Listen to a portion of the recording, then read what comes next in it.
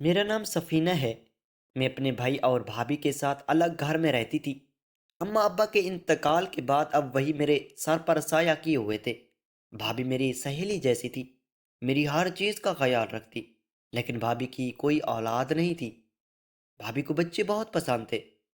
वो दूसरों के बच्चों को हसरत भरी निगाहों से देखती।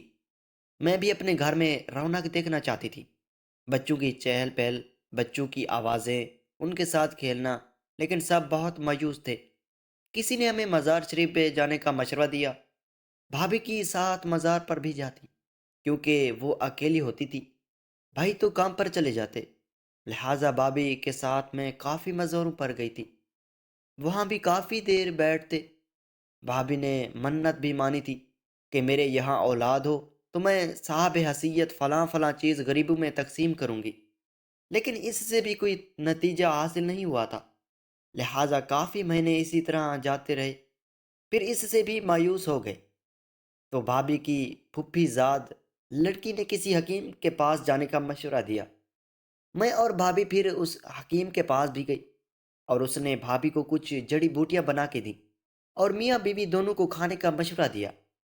भाभी वो जड़ियां बूटियां भी पाबंदी से खाती और भाई को भी खिलाती। लेकिन इससे भी कोई फायदा हासिल नहीं हुआ।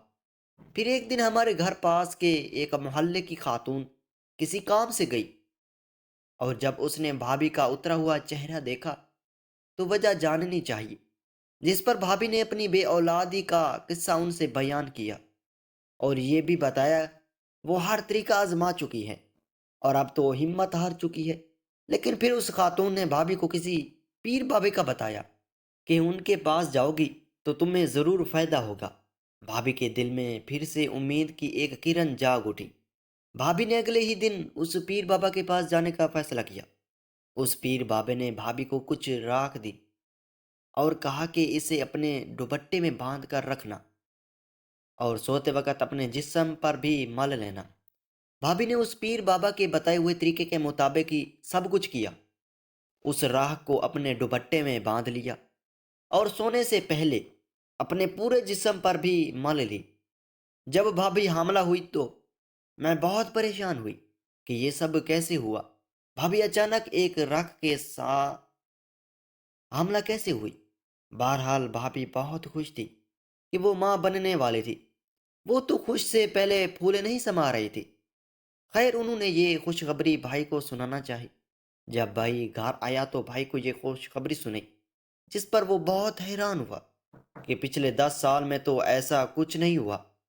भाई ने भाभी को डॉक्टर के पास चलने का कहा तो भाभी ने इनकार कर दिया, ये कहकर कि वो डॉक्टर उल्टी सीधी दवाइयाँ दे देते हैं और मुझे काफ़ी अरसे बाद ये खुशी नसीब हुई है जिसको मैं बर्बाद नहीं करना चाहती।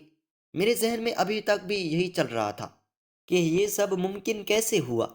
सिर्फ एक रख की लगने की से ये सब तो अल्लाह के मामलात होते हैं। फिर एक पीर बाबा की दी हुई राख से ये कैसे मुमकिन हुआ। मुझे भाभी कुछ मशकूक सी लगी, लेकिन मैंने नज़रअंदाज किया। मैं हैरान थी। राज जानने के लिए मैंने वो राख बदल दी और जैसे ही राख खुद को लगाई तो उसके बाद जो हुआ, मेरे तो पैरों तले से ज़मीन निकल गई कि अचानक मेरा पेट हामला खातून की तरह हो गया। मैं बहुत परेशान हुई कि मेरी तो अभी तक शादी भी नहीं हुई, फिर मैं हामला कैसे हो सकती। मैं अब एक हामला औरत लग रही थी। अब मैं भाई भाभी से और दुनिया वालों से नज़र कैसे मिलाती। वो मेरी बात का यकीन कैसे करते। लिहाजा मैं अपने कमरे में रहने लगी, अपना पेट भी सबसे छुपाती कि कोई मुझे इस तरह देख न ले। मैं कमरे से कम बाहर निकलती और भाभी किसी काम के लिए मुझे आवाज़ देती तो मैं कोई बहाना बनाकर बाहर आने से इनकार कर देती। भाई भी भाभी से मेरे बारे में पूछते कि सफीना कहाँ है, आजकल नजर ही नहीं आ रही। तो भाभी भी ये कह देती कि शायद पढ़ रही होगी। अपना काफ़ी दिन तक तो मैं संभालती रही, लेकिन एक दिन भाभी मेरे कमरे में आ गई और मुझे ऐसे देखकर बहुत हैरान हुई। मैं भाभी को बगैर कुछ बताए उनके आगे रो पड़ी। भाभी के बहुत इसरार पर मैंने भाभी को बताया कि आपको जो पीर बाबा ने रख दी थी वो मैंने अपने आप पर कर ली है, ये जानने के लिए कि आप अचानक एक रात में हमला कैसे हो गई, जिस पर मेरी पेट भी एक हमला औरत की तरह हो गया। भाभी को ये सब सुनकर बहुत हैरानी हुई। کہ میں تو شادی شدہ بھی نہیں، پھر میرے ساتھ ایسا کیا ہوا؟ پھر ابھی بھابھی نے مجھے کہا کہ تم کچھ دن اپنے کمرے میں ہی رہنا اور بالکل باہر نہیں نکلنا، چاہے کوئی باہر آ بھی جائے اور تمہارا پوچھے تب بھی نہیں بتانا۔ میں نے بھابھی کی بات پر عمل کیا، کوئی بھی مہمان آتا گھر میں تو میں باہر نہیں آتی، لیکن یہ راز کب تک چھپاتا؟ کبھی نہ کبھی تو سب کے سامنے آنا ہی تھا۔ لہٰذا 2 دن بھی آ گیا اور وہ دن بھی آ گیا۔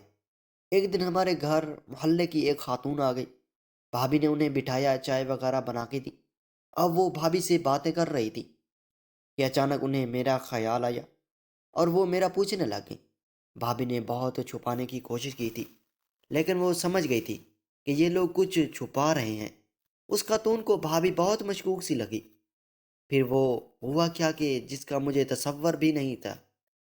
بھابھی کچھ کام سے باورچی خانے میں گئی کہ وہ خاتون میرے کمرے تک آ گئی تھی۔ میں ہکا پکا رہ گئی کہ اب کیا ہوگا؟ اب تو میری عزت صرف اللہ کے ہاتھوں میں تھی۔ پھر یوں ہوا کہ اچانک اس خاتون کے گھر سے اس کا بیٹا چلتا ہوا گھر میں داخل ہوا کہ امی شمیلہ سیڑھیوں سے گر گئی۔ پھر وہ خاتون بھاگتی ہوئی اپنے گھر کی طرف دوڑی، تب جا کے ہماری سانس میں کوئی سانس آئی تھی۔ اب بھابھی نے کہا کہ اس کا جلدی سے جلد کوئی حل نکالنا ہوگا، ورنہ ہم کسی کو منہ دکھانے کے لائق نہیں رہیں گے۔ اس وقت تو اللہ نے ہماری عزت بچا لی تھی، لیکن آگے کیا ہونا تھا ہمارے ساتھ یہ ہمیں بھی نہیں پتا تھا۔ بھابھی نے بھابھی کو بتانے کا فیصلہ کیا تو میں بہت ڈر گئی تھی کہ بھائی کہیں مجھے جان سے ہی نہ مار دیں۔ بھابھی نے تو تسلی دی تھی کہ میں تمہارے ساتھ ہوں، نہ تو ڈر کیوں رہی ہو۔ لیکن یہ کوئی چھوٹی بات تو نہیں تھی، ایک کنواری لڑکی کا حاملہ ہونا۔ بھابھی نے کہا کہ بھائی تو بتانا ہی پڑے گا، ورنہ ہم اس کا حل کیسے نکالیں گے؟ لہٰذا بھائی کو بتا دیا تھا، جس پر بھائی مجھ پر بہت غصہ ہوئے تھے۔ اس نے ہماری عزت مٹی میں ملا دی۔ میں بہت شرمندہ تھی کہ میں نے ایسا کچھ ہی نہیں کیا تھا، تو یہ سب کیسے ممکن ہوا؟ بھابھی نے بھائی کو بہت سمجھانے کی کوشش کی، جس پر بھائی نے ناراضگی کا اظہار کیا تھا۔ اب بھابھی نے بھائی سے کہا تھا کہ ڈاکٹر کے پاس چلتے ہیں، وہ اس کا کوئی نہ کوئی تو حل ضرور نکال دے گا۔ لیکن بھائی نے اس بات کا کوئی جواب نہیں دیا تھا اور اپنے کمرے میں چلے گئے تھے۔ اب میں ابھی اپنے کمرے میں چلے گئی تھی اور بہت روئی تھی کہ یہ سب میرے ساتھ کیا ہو رہا تھا۔ میں بھائی کی نظروں میں بھی گر گئی تھی۔ جس بھائی نے مجھے ماں اور باپ دونوں بان کر پالا تھا، میں اس سے نظریں ملانے کے قابل ہی نہیں رہی تھی۔ بھائی مجھے باہر دیکھتے تو بھابھی پر بہت غصہ کرتے کہ اس کو کہا کرو کہ اپنے کمرے سے نہ نکلا کرے، میں اس کی شکل بھی نہیں دیکھنا چاہتا۔ بھابھی نے رات کے وقت بھائی سے بات چیت کی اور سمجھایا کہ لڑکی ذات ہے، ہمیں اس کا حال تو نکالنا ہی ہوگا، ورنہ اس سے کون شادی کرے گا اور اس کے بچے کو کون سنبھالے گا؟ لہٰذا بھائی ڈاکٹر کے پاس جانے کے لیے راضی ہو گئے تھے، لیکن بھائی نے سختی سے منع کیا تھا کہ دن کی روشنی میں تو ہرگز اس کو گھر سے لے کر باہر نہیں نکلنا۔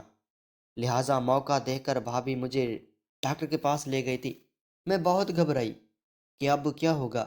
میرے ساتھ ڈاکٹر کے پاس کافی رش تھا، ہم وہاں 2 گھنٹے سے بیٹھے رہے تھے، لیکن جب ہماری باہر آنے والی تھی کہ ڈاکٹر کے چیک اپ کا ٹائم ختم ہو گیا تھا اور یہ معاملہ اب پھر سے کل پہ چلا گیا تھا۔ خیر ہم وہاں سے گھر آ گئے تھے۔ گھر ہے تو بھابھی نے بھابھی سے پوچھا کہ کیا ہوا، ڈاکٹر نے کیا بتایا؟ جس پر بھابھی نے بتایا کہ ڈاکٹر کے چیک اپ کا ٹائم ختم ہو گیا تھا، اس لیے ہم گھر واپس آ گئے ہیں اور اب کل پھر جائیں گے۔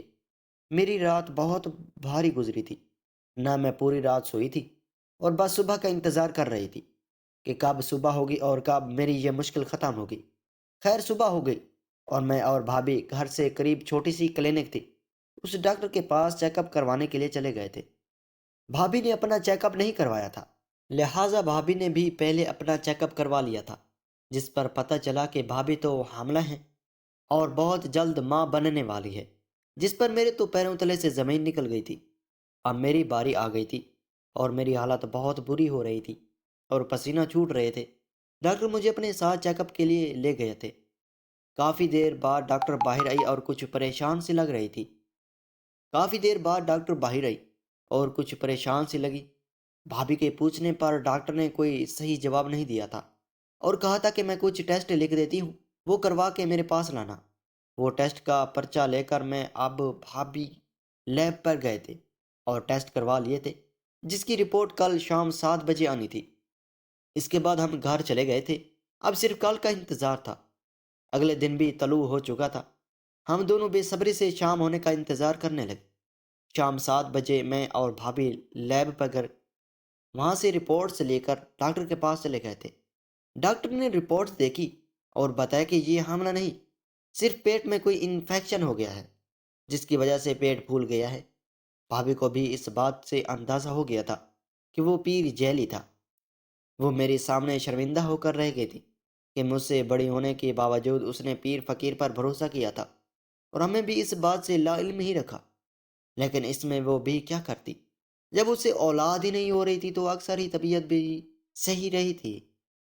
اور ان سب باتوں کے چلتے جب کسی نے ذکر کیا تو بھابھی نے فوراً سے حامی بھر لی، کیونکہ اسے ہر حال میں بچہ چاہیے تھا۔ لیکن وہ شاید بھول گئی تھی۔ وہ اپنے رب کو چھوڑ کر اس کے آگے گڑ گڑانے کے بجائے کسی اور پیر کے پاس چلے گئیں، اور وہ بھی جعلی پیر کے پاس۔ اور آج کل تو پیروں کے پاس یہ سب کمی کا ایک ذریعہ بن گیا ہے۔ لوگوں کو دھوکے دے کر کچھ بھی کہہ رہے اور پیسہ لے لیتے ہیں۔ بھابھی کو بھی اس کی غلطی کی وجہ سے جراثیم ہو گئے تھے، اور حمل تو قدرتی اللہ کی طرف سے ہوتا ہے۔ بھابھی گمراہ ہو گئی تھی، جس پر بھابھی نے اللہ سے توبہ کر لی تھی کہ آئندہ کسی پیر بابے کے پاس نہیں جاؤں گی۔ یہ خود سے وعدہ کر لیا تھا۔ اس کے بعد اب اچانک سے جب اس کو حمل ٹھہر گیا تو ہم سب حیران تھے، لیکن وہ نفل پڑھتے، اپنے رب کا شکر ادا کرتی کہ اس نے اسے معاف کیا اور اس کی جھولی بھر دی۔ ناظرین، آپ کو کیا لگتا ہے، ہمیں پیر فقیر پر بھروسہ کرنا چاہیے؟ پیر فقیر پر تو بھروسہ کرنا چاہیے، لیکن جعلی فقیر پر بھروسہ نہیں کرنا چاہیے۔ اور آخر میں جو بھابھی حاملہ ہو گئی وہ بہت اچھا ہوا تھا، یا اس کی سزا یہی تھی کہ اس انفیکشن کی وجہ سے وہ ہمیشہ بانجھ ہی رہتی، اور دوسرے لوگ بھی بھابھی کو دیکھ کر نصیحت حاصل کرتے اور دوبارہ کبھی بھی پیروں کے چکر میں نہ پڑتے جو جیلے بن کر بیٹھے ہوتے ہیں۔